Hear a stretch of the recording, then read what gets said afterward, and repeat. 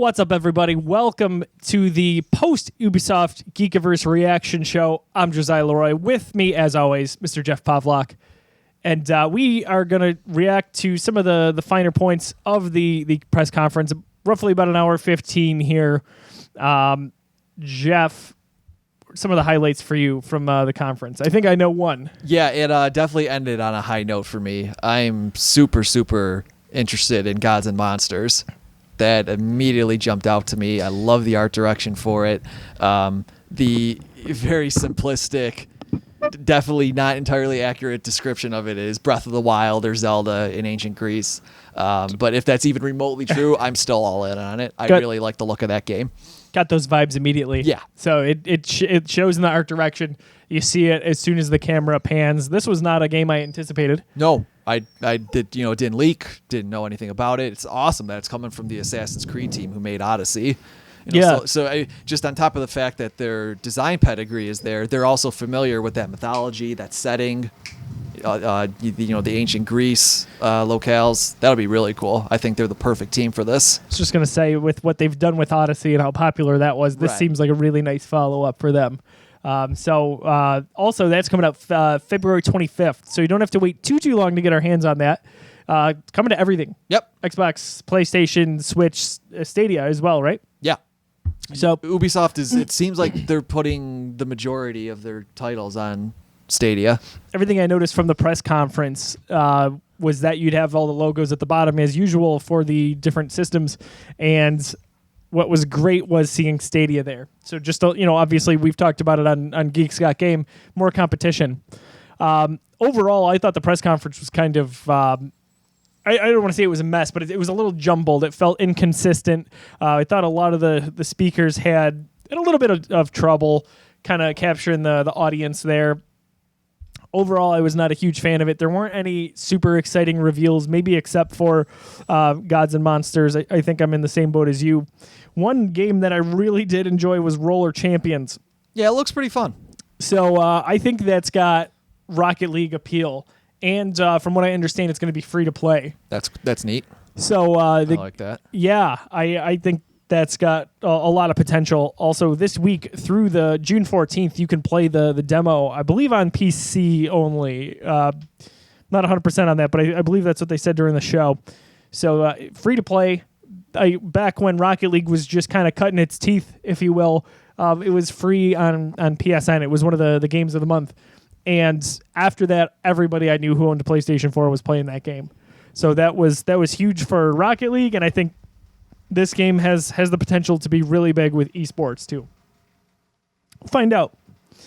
Other highlights from the show, we started off with a nice little string section from, they called it Assassin's Creed Symphony, which is basically going to be a tour of some of the what they called iconic scores and songs and tracks from the Assassin's Creed games. And then right off the bat, we got Watchdogs Legion. So the third game in the Watchdogs franchise.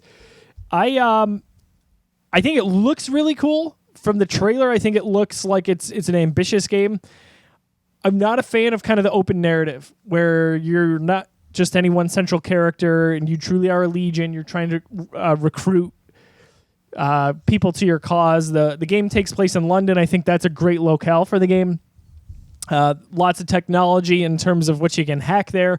However, I'm not a fan of the make your own story kind of game. That doesn't have a lot of appeal to me. Yeah, we were talking about this earlier. It's kind of following what a somewhat obscure game did. Zombie U, one of the Wii U launch titles, did, where once you die as a character, you're never going to use that character again. Permadeath. You just permadeath. You wake up as a new character and then you go about doing the same thing. But yeah, don't get attached to any one person in particular. Apparently, in this game, I'm not a big fan of that. The gameplay looks fun. The graphics look good as always for a Watchdog title, but we're getting another drastically different Watchdogs experience. We had the first one in Chicago, which was kind of a drab.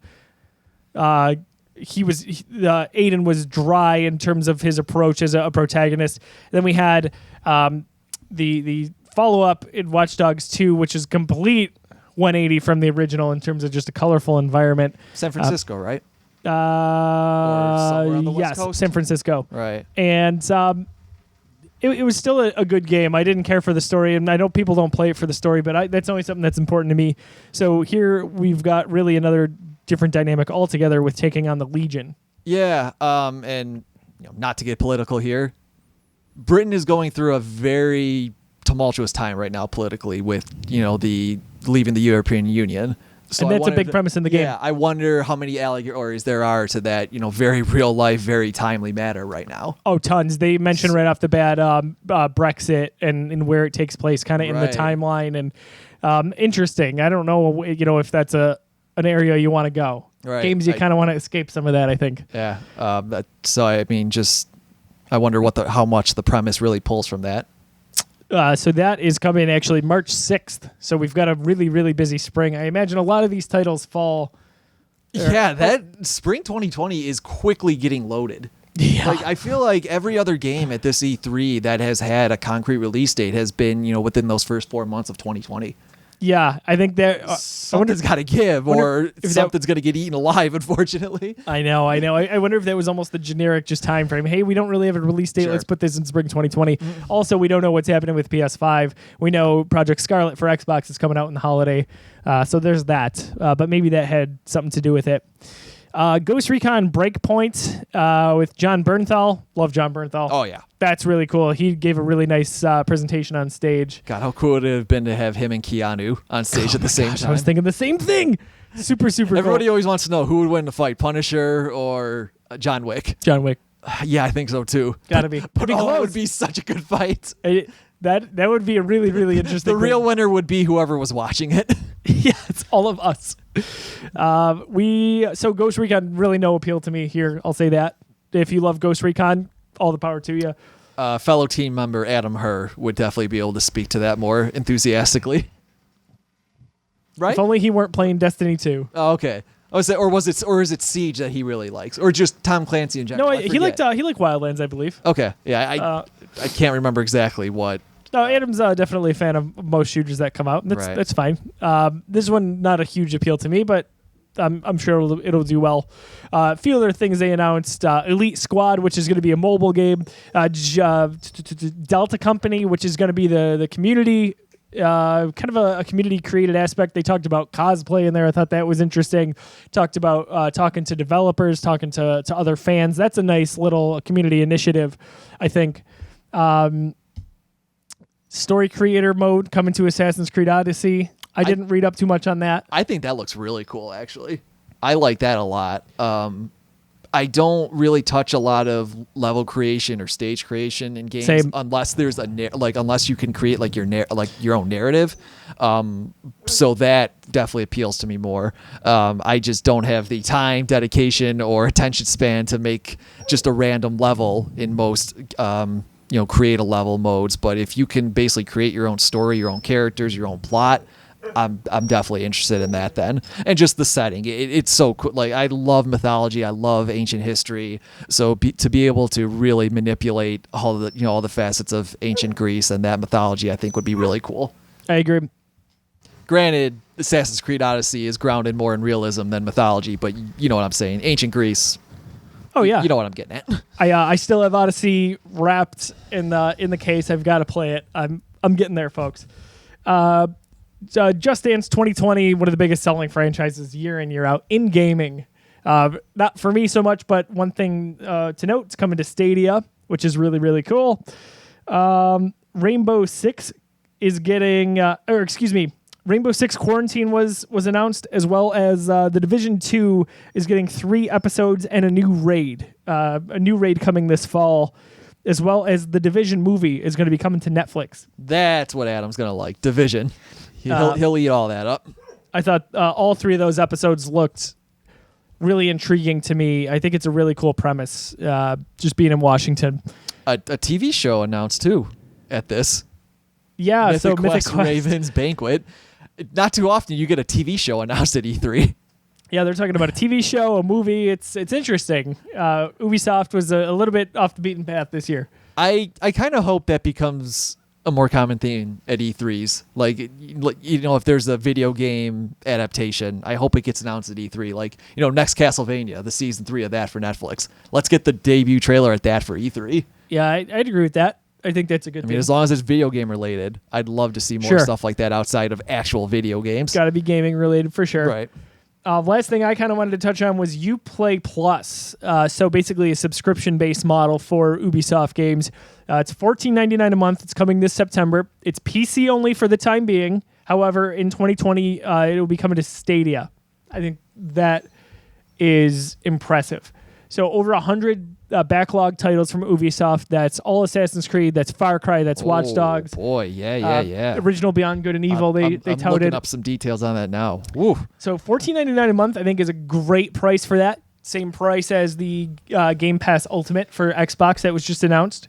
And you got your Far Cries in there then. You get to play all new Ubisoft games, whatever the earliest access is, depending on the release. So if it's 4 days early, if you get like the collector's edition, then basically you're going to play 4 days early. I think that's a nice price point. That's good. If you're a big Ubisoft fan, that's what you're going to do. So I think, and it's also competitive in terms of pricing. And you want to drop it, you drop it. Mm-hmm. I like the subscription-based model that we're kind of seeing in a lot of games. Maybe we'll save that for a more in-depth conversation on Geeks Got Game. Right. But wrapping up on Ubisoft, any final thoughts, takeaways?